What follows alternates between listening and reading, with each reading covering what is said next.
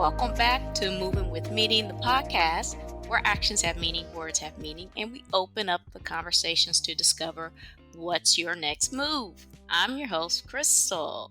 I hope you all are strapped in because in today's episode, our guest comes with a story of the all too familiar trials of negative influences, the paths they take us down, how he pulled himself away and is now soaring to new heights. You know how we do it here though. We need to set that theme. So let's go ahead and do that. The word of the day is authority. Now, stick with me. I'm going to flip this on you a little bit, so why don't you go ahead and take this ride? I think we all know that infamous quote from one of the Superman movies, with great power comes great responsibility. When you are under the influence of a person or drug, you never really know the power you have surrendered over until it's actually gone. That's the allure of those who seek to exploit others. Sure, they may target your weaknesses. Be assured that if they thought you were useless, they wouldn't have set their sights on you in the first place.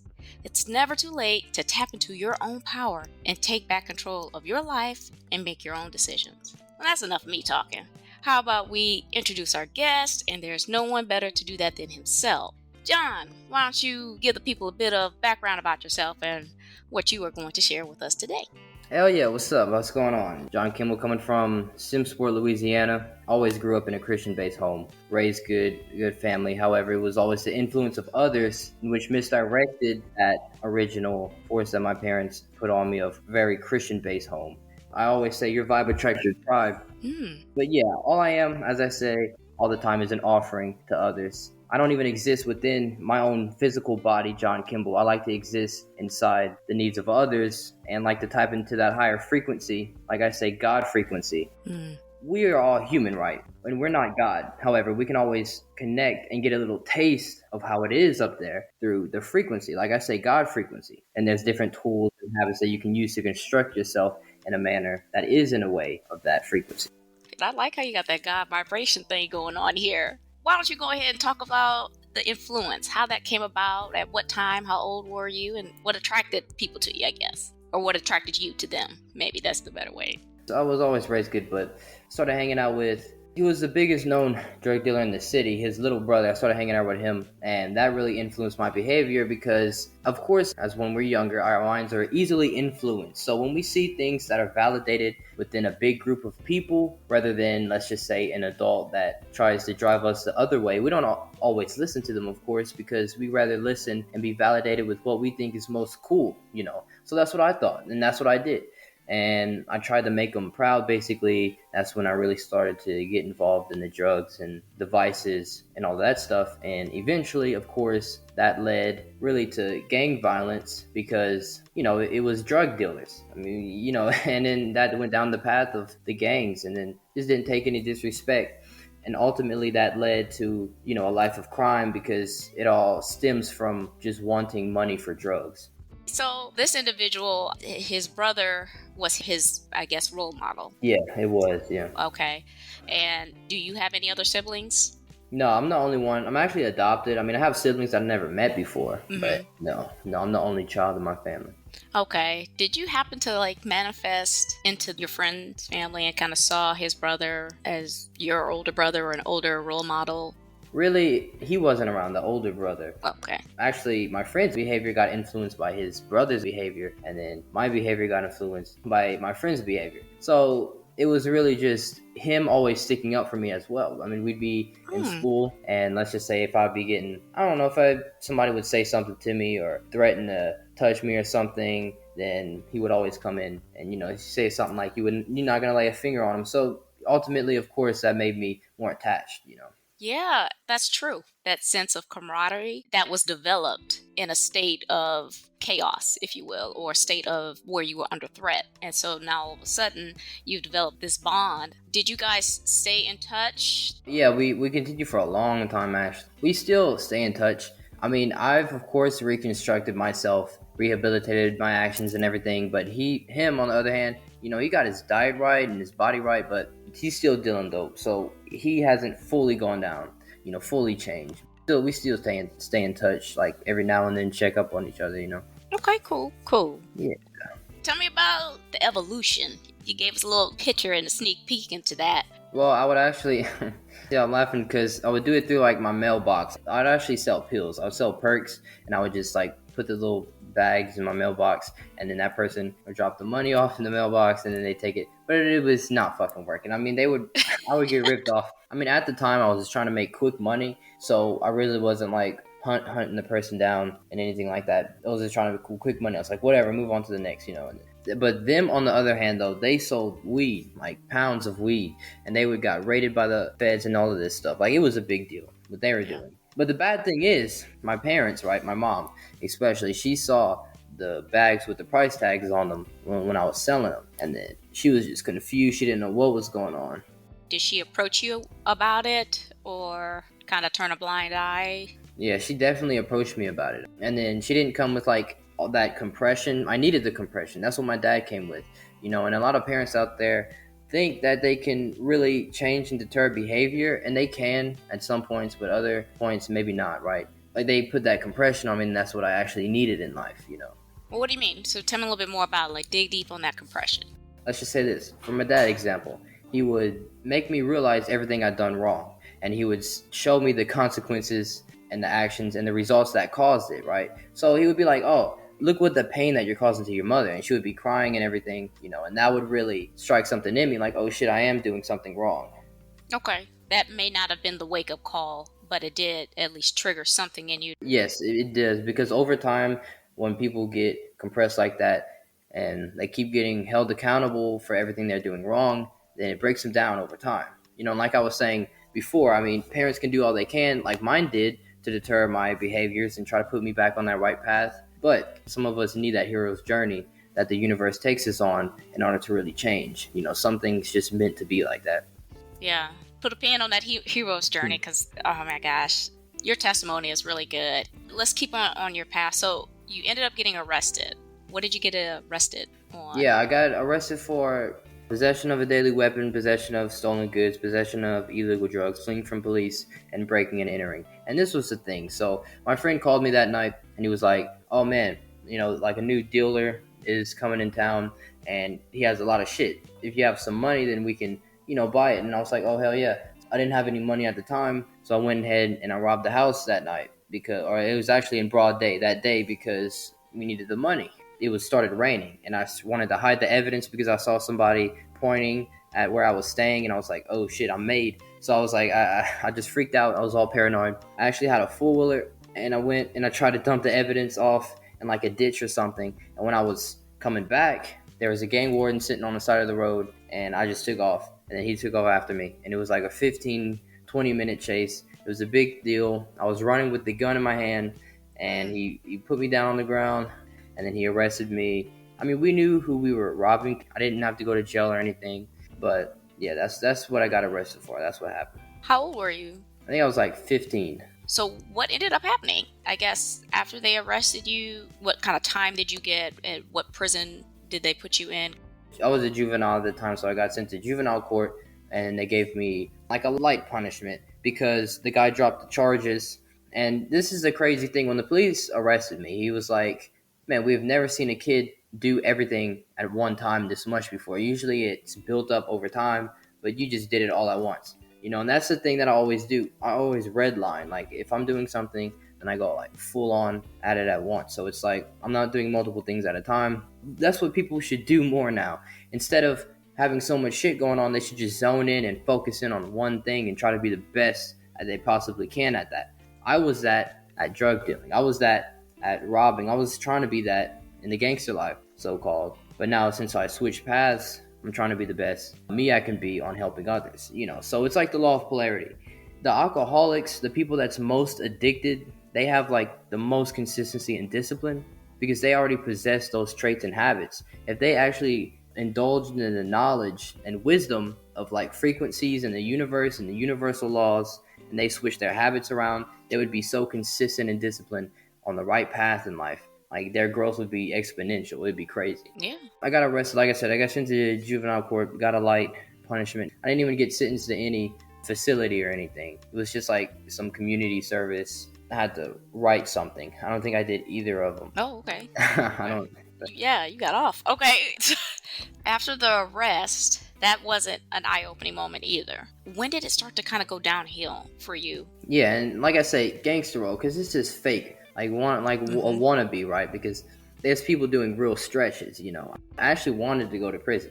Like I wanted to do that. I was smiling while I was getting arrested while he was chasing me. I was laughing, but yeah, I got arrested. That wasn't an eye-opening moment for me, but however, that's when they did give me the compression. Right, was when after I got arrested, and then my dad was like, "Oh, look what you're doing. That's just what the pain you caused." So I was like, I really reflected on that, but I didn't care at the moment because my mind was just blocked with how, like I said, I wanted to go to prison. The pinnacle in the time that the depression hit, like I said, over time, I saw the pain I was causing to my people, and I had gotten drunk one night, and that's the night I tried taking my life. I tried like dislocating my throat from my neck, and then I don't know what happened. How? How? Yeah, I know. I saw I mean, I'm it just thinking about it like, how? How? with my hands. I was drunk. I was trying to rip it out.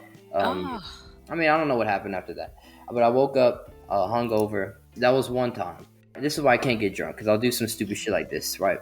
So I got drunk. The next time, it was me and my buddy, me and my friend, the original one that got influenced by, who was just drinking. That's when I tried to do it again. I was actually on the call with one of my chicks at the time, and she said I tried jumping out of the car, the moving vehicle.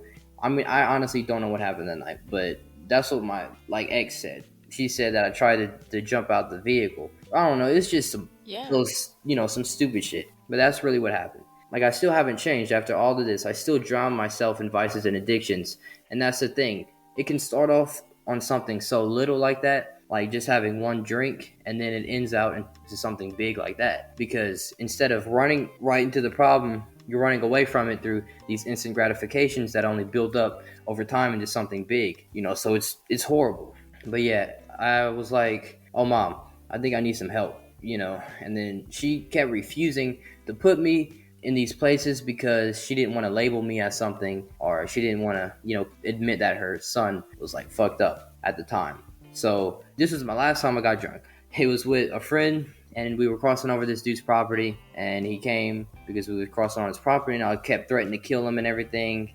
And I was just so pissed that night. And then that's the night that my dad was like, "Oh yeah, I think you do need to go to a mental hospital." And then he slammed the door in my face, and then that was it. They had to bring me somewhere. The normal shit, just started slicing my wrist with a knife. At the psych ward? No, before, Before. yeah. Okay. Okay. And then yeah, in the psych ward though, that was a pinnacle for me because I was doing a lot of reflection before that, but it was never like deep, and it was always drowned by alcohol. So in the psych ward, they put me in this special room inside the psych ward. You're already in a special place, and you're going into a more special place. And then they wanted to observe me, check on me every 5 minutes because they wanted to make sure I didn't like withdraw or seize out from the alcohol. And that's a lot of reflection because you're isolated.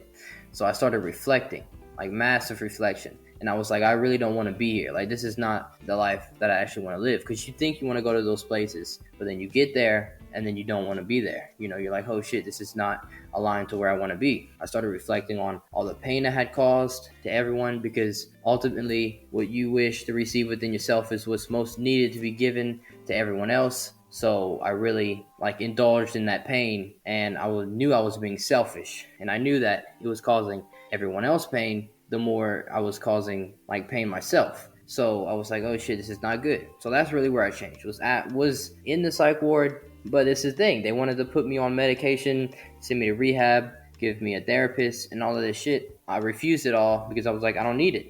But the moment I got out, I started having panic attacks. I started drinking it again, popping pills again. And I was almost ODing in class. I would pass out in class from taking too many Xans. It was actually on this couch I woke up one night. No, it was actually a day. I woke up after a hangover. That's when that changed. That's when everything changed. I ran into the self-accountability mirror. I called myself out on everything I was doing wrong, and I changed it. And that's the thing with these people that battle with depression and anxiety. Like, honestly, if you're true to yourself, if you realize that, there's people out here fucking dying, and then their families are being left all alone. If they just wake up and truly be honest with themselves, it's a common problem that they magnified over time, just as I did. All I did was really take true accountability and give everything in which I wish to receive. So I gave positivity back, and that's what I received in return. Yeah, I want to offer an applause to you for one, recognizing that you needed help and asking for it, because not a lot of people have that kind of bravery or even just that vulnerability to admit, look, I need help, like something's going on. Yeah. That is a big thing that's going around these days, is introspection, because it is so hard to do. It's so hard to look yourself in the mirror. I remember hitting rock bottom and just praying to God, like, I have nothing left to give. I know how those panic attacks feel.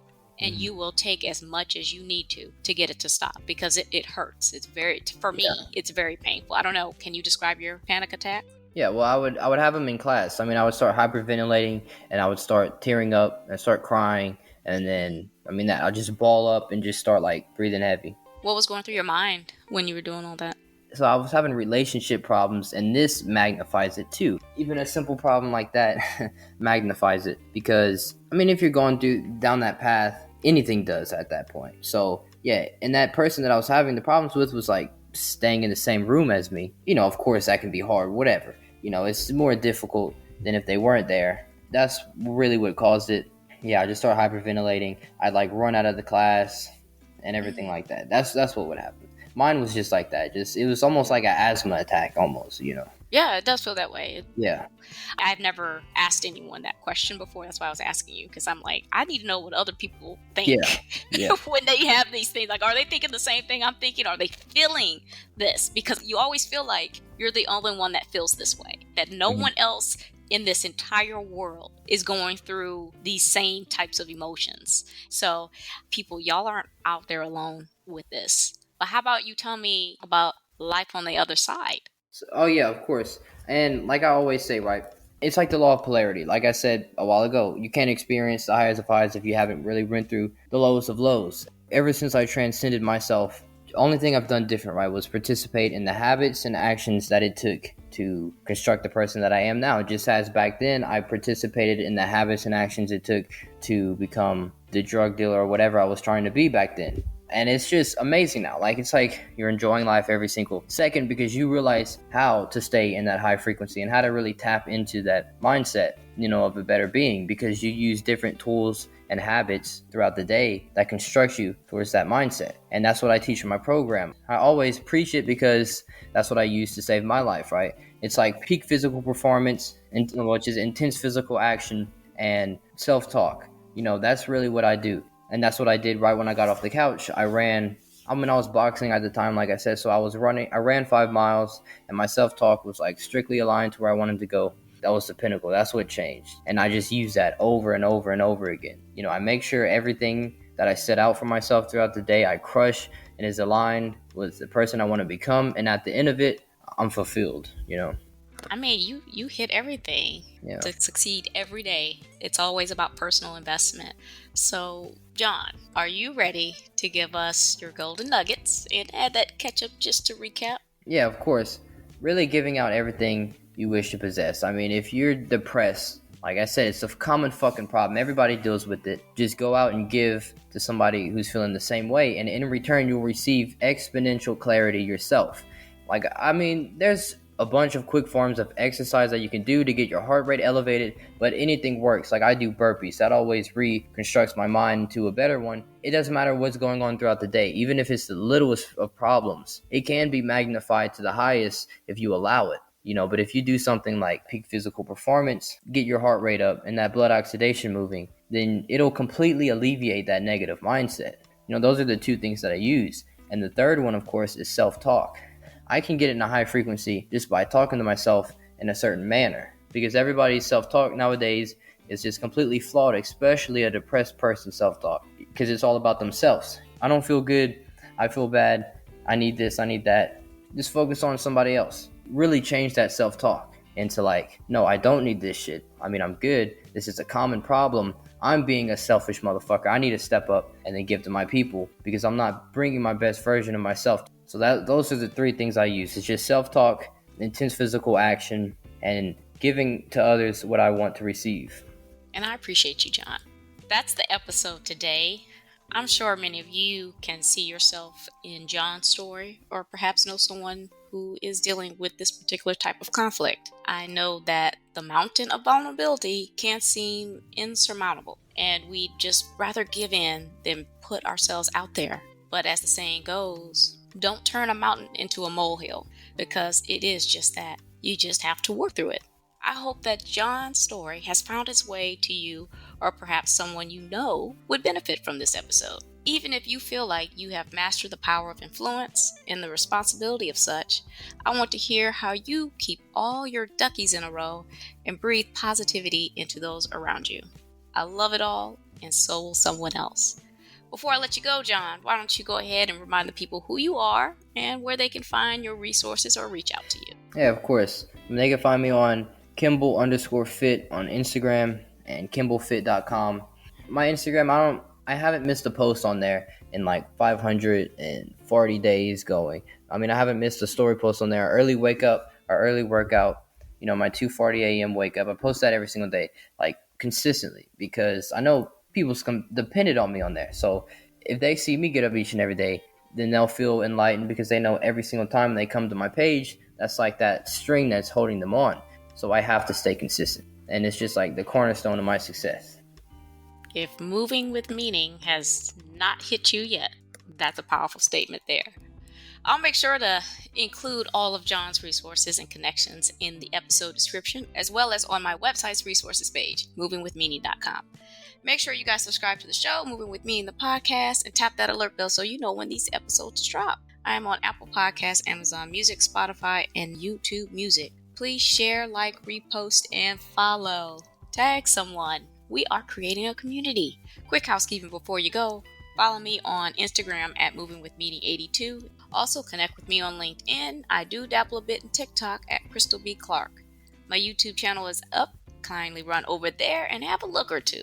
Links are in the episode. Alrighty, I'm Krystal on Moving with Meaning the podcast, reminding you to take it one step at a time. All moves have meaning. Check y'all later.